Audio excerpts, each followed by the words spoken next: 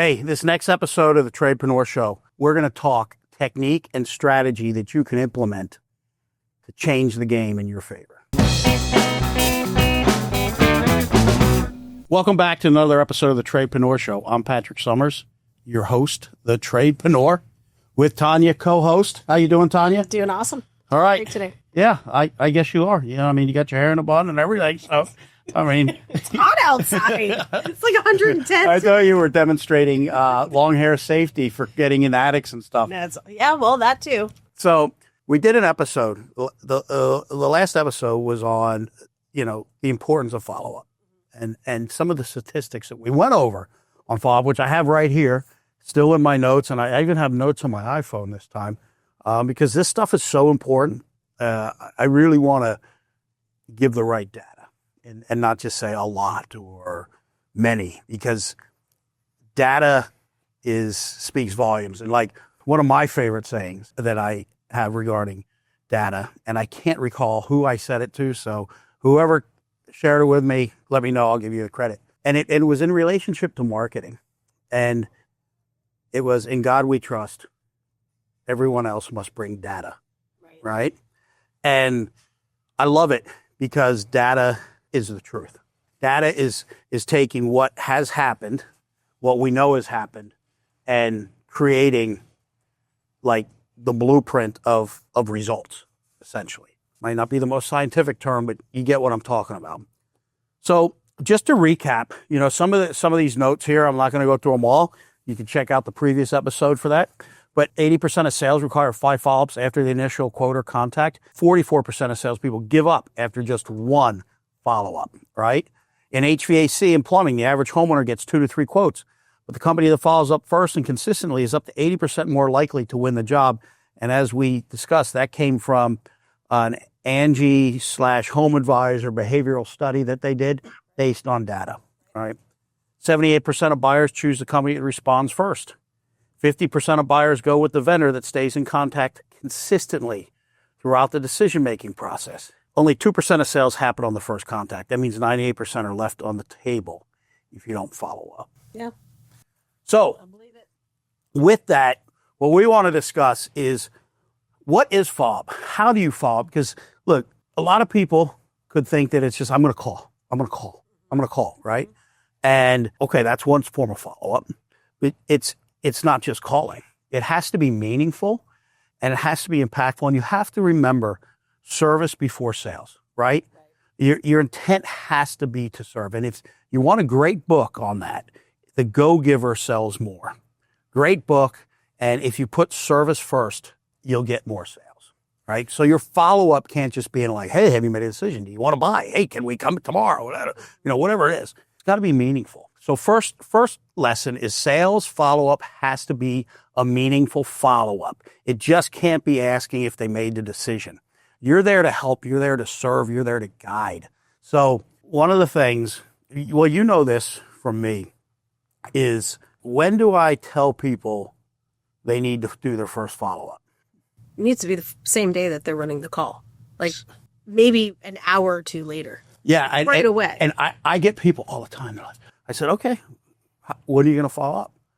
Oh, they want me to follow up in 3 days. Yeah. Like doesn't 3 matter days? what they want you to do.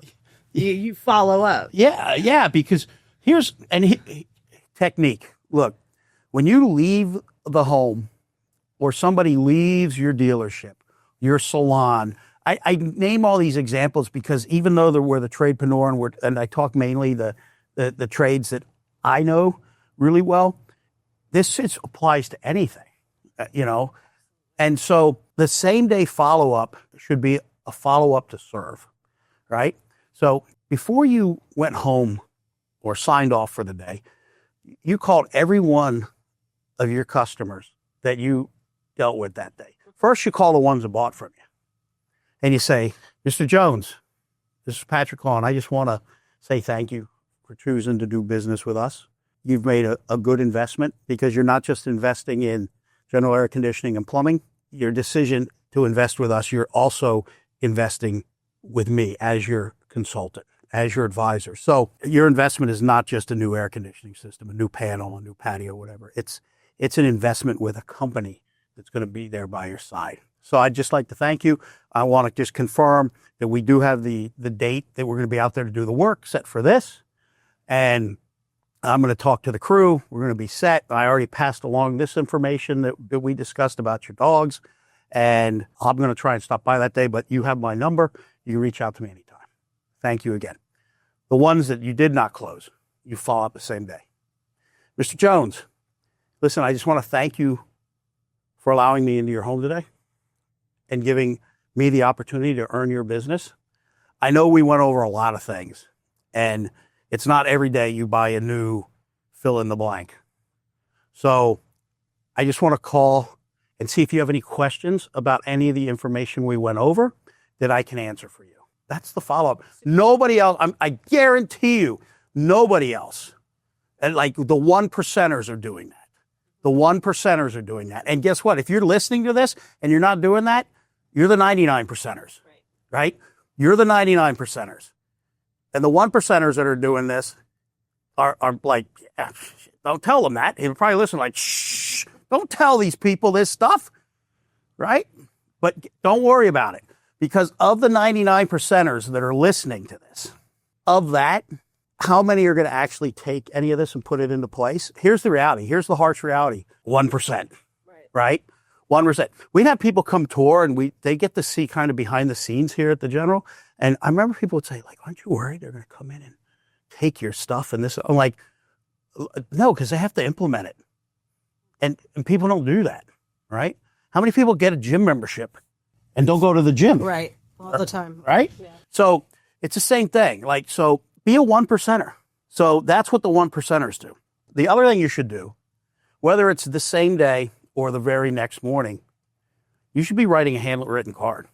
You should be writing a handwritten card to anybody who bought from you, and you should be writing a handwritten card to anybody that hasn't bought from you yet, right? Because handwritten cards, people don't do anymore. They just don't do it. I mean, the reality is handwritten. Thank you for choosing to do business with us. Whatever. I love meeting Muffin, right? Your cat or whatever. Or thank you for allowing me into your home. It was a pleasure being able to speak with you and see if we could be a right fit for you. If you really want to impress people, when they finally say, no, I'm not going with you, I went with Bubba's Home Services, send them a thank you card. Send them a thank you card. Once somebody goes with somebody else, guess what? They stop the conversation, right? Oh, they went with Bubba, right? And why? Whoever they went with, Bubba, do they do other services? Why do you want to stop that relationship? Because when Bubba's fishing on the weekend or at the river or, you know, whatever, Disneyland, whatever they do, right? They're going to call your company. And now you can come back into the picture. And you don't have to say it because they're going to be thinking it like, you kind of told me this was going to happen. That's why I should have gone with you. No. Well, we've had it where we have had clients call back and say, you know what, it should have gone with you guys. This is something I should have done. Yep. And because we did do the follow-up, but we didn't say thank you anyway and follow back up. There you go. It's like for calling. Because people want to feel that they matter, that they're not just another transaction, especially when someone's going to invest the level of money that it requires to get a lot of these services done, right? Right. And it's a long term. Like if you're investing in a new roof, a pool, HVAC system, whatever it is, like that's going to be with you for a long time. That decision and those consequences, those outcomes, those benefits, whatever direction it takes, it's going to be with you for a long time. So the relationship really, really, truly matters.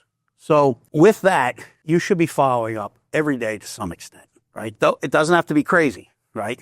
So if you made a phone call, that's day one.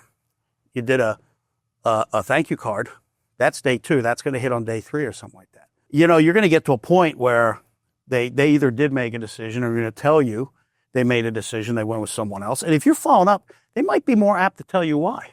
Right. Right? Wouldn't it be great to know what was the deciding factor? What did I miss? What weren't we offering? And with your follow-up, now you're proving the things that you say when you're sitting at the kitchen table about being there and service after the sale and all of those type of things. You're proving it through your follow-up. Or the other company who's sitting at the table saying, "Oh yeah, we do that. And they're saying, "Oh, they're doing the same thing you are. You're just more expensive." Are they? Because are they following up? Are they reaching out to you like this?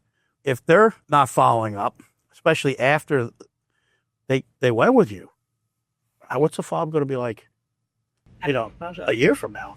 So follow-up is critical. I will tell you, there's some creative things you can do for follow-up. It doesn't always have to be a phone call. Texts work really well as well. And some people may prefer you to text. That doesn't mean you don't call them too. So if you make that initial phone call, right, and they don't answer, they probably are choosing not to answer. Right. Send them a text. Because I think I read somewhere like 99% of text messages get read. Right? Now, the problem with text messages is they scroll. So you might read it and be like, I'll get back to that. And then you lose it, you forget it, and you're like searching all over for it. So email, text, phone call. All three work perfect. You should use all three because, day 3, you just send an email. Hey, Mr. Jones. Now, if you're doing it from a point of service, it's not a bad thing. I have somebody following up with me right now, and they're actually doing a really good job of following up, but it's becoming annoying because all they're trying to do is decide if I made a decision, what direction I went. Right. Right? For service. It's not like, hey, here's what, Patrick, let me ask you a question. You haven't made a decision yet. Can I ask why? Sure, you can ask why. Then I'll tell them. And then they can either see if they can figure something out or not. Is it me? Is it the price? Is it the product? Is it not the right time? Just help me better understand. So, because these are the conversations you have further down the road, where now these are the conversations you have where you're like, look, I don't want to bother you. I'm going to continue to follow up because you're somebody that we can serve. And I think relationships are important. But if it's not the right time, just let me know. And, you don't need the customer to tell you when to follow up with them. Like, why would you follow up with me next Monday? So after I got 3 other bids, right? No. Be in there, be there, interjecting, be there. Don't let them forget you, right? We mentioned in the last episode a little bit, and we're going to talk more about it in this episode. Some of the creative things you would do for follow-up. You're going to look so serious now with your bun. Why don't you now explain some of the things that you would do? So some things I would do, even just walking outside in their door, I would leave notes on and leave them some things behind. Like if you have swag or whatever for the company, I put it in their mailbox and have a thank you card that I would put in their mailbox for them to find later. I like taking video. So if there was a certain system that they love, that they really, really were excited about, I'd go to an install and I'd video myself and I'd video the installers installing it and showing them how we do it. So those were some things. We also have a training facility and our clients love that. That was something I always talked about, is how we train. It's really important for the day that they put their system in. So I would actually go into the training facility, film myself, say, hey, this is what I was talking to you about. And one thing that I really loved doing was recording you. So I'd come to you as the owner of the company. They've never met you. And you would record and you would say, thank you for having Tanya out and for giving us that chance. But if you need anything, I trust Tanya's going to take care of you. But if you need anything, here's my cell phone number. And I think that that's huge because who does, right? Yeah. Well, and so that's just that's a creative way everybody can utilize. If somebody's sending me a video, right, I'm checking it out what it is, right? I'm like, oh, huh. What if this individual who's following up with me, sent me this video, said, hey, listen, I know you're busy, and I'd be like, okay, I'm going to watch it, right? So everybody has one of these. Yeah. Everybody can do that.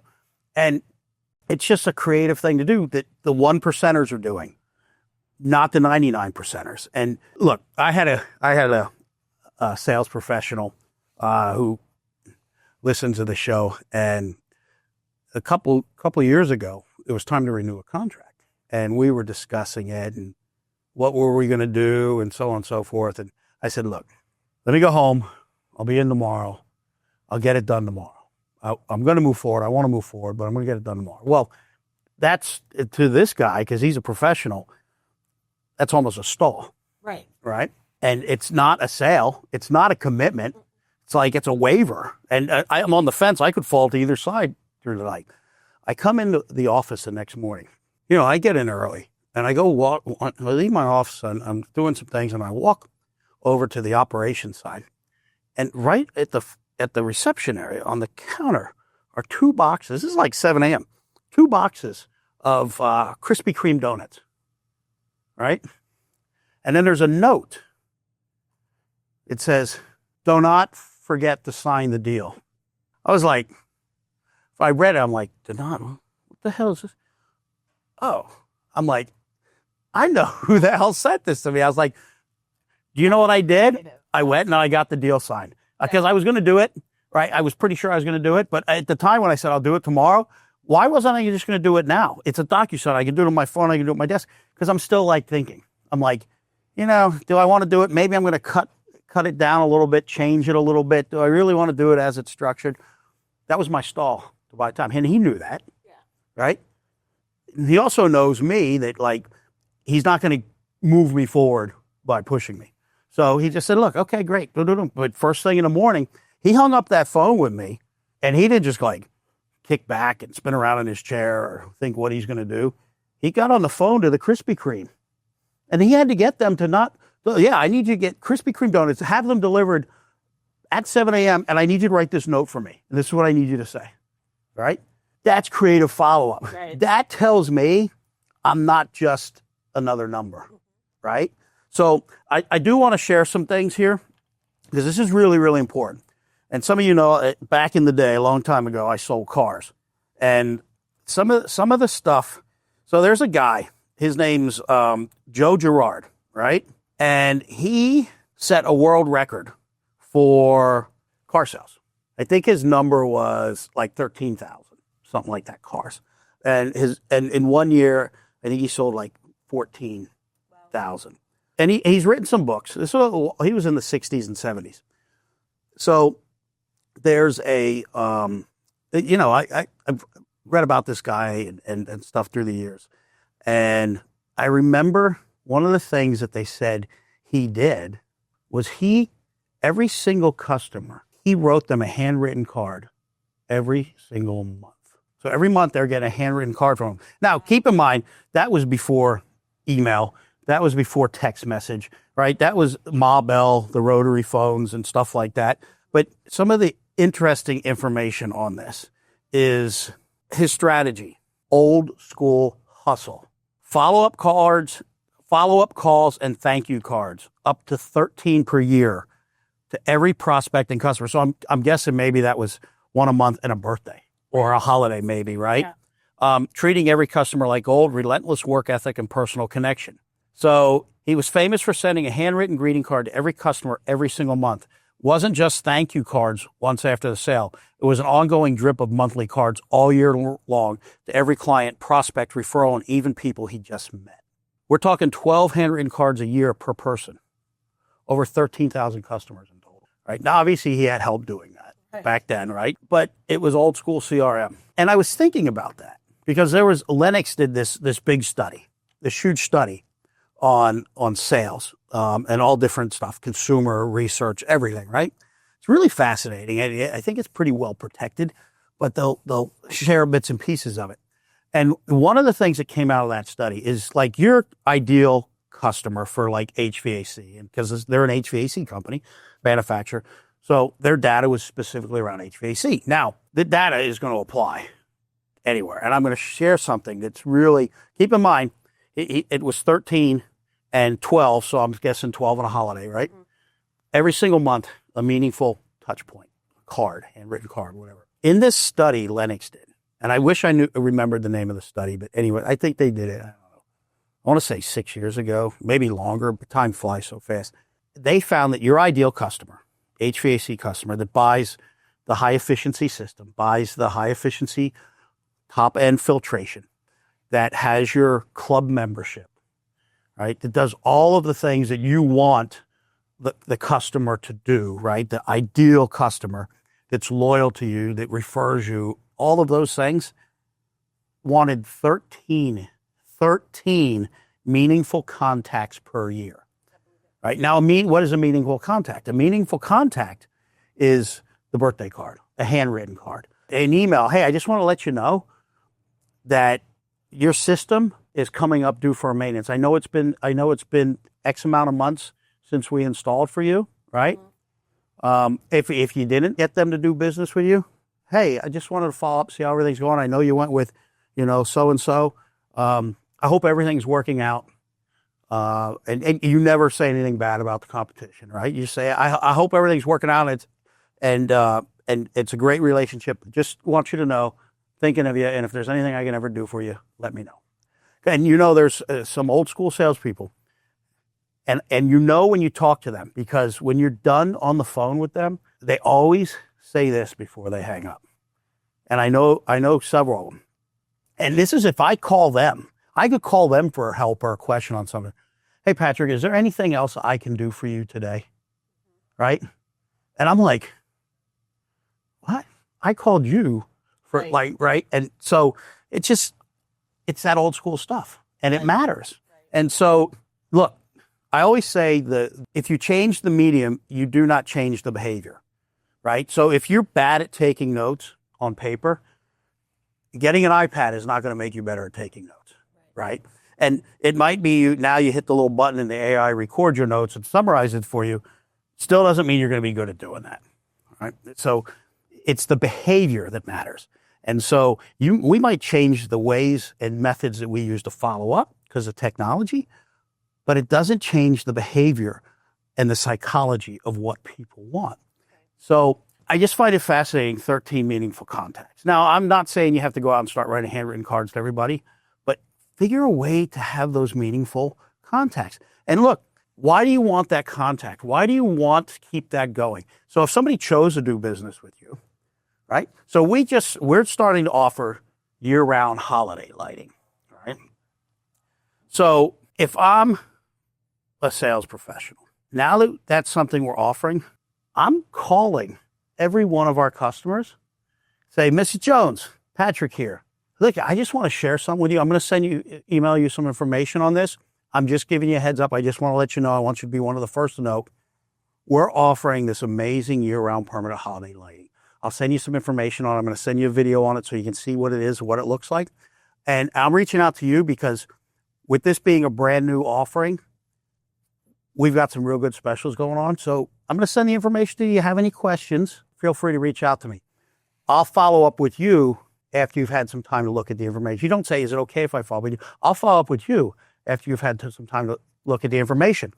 Listen, by the way, how's everything going with the system? Has the service department been out to get the system scheduled? Is there any issues, anything that I should know about that I can help you with? Well, yeah, this system. Okay, you know what? Let me take care of that. Or, no, everything's fine.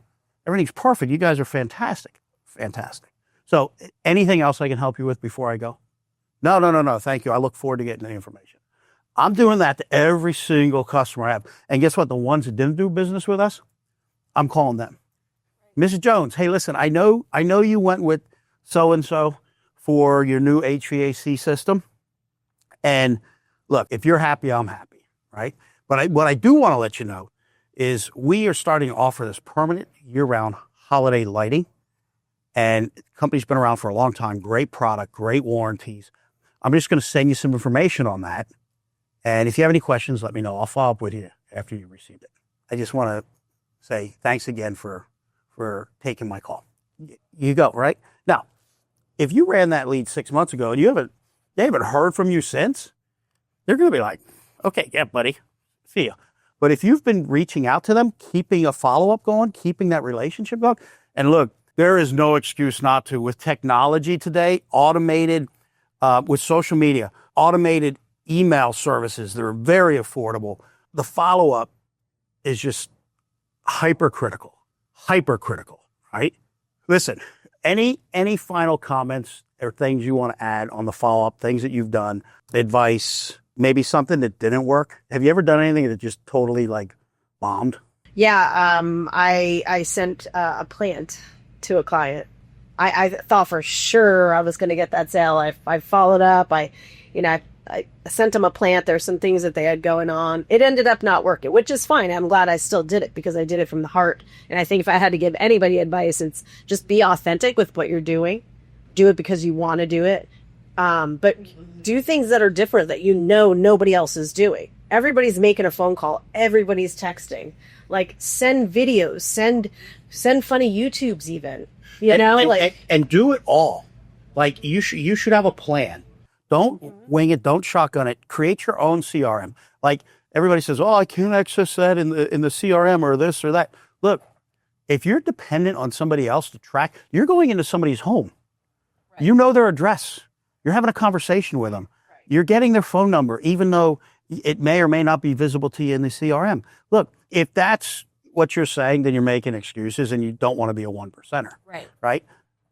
It's that simple. But if you want to be a 1%er, I'm telling you, the world needs more than just 1% of great professionals doing the job right and following up. So what I'm going to be having available to you on the website. So if you go to thetradepreneurshow.com, I'm going to have some downloads. I've got other downloads and stuff that I make available. No cost, no obligation.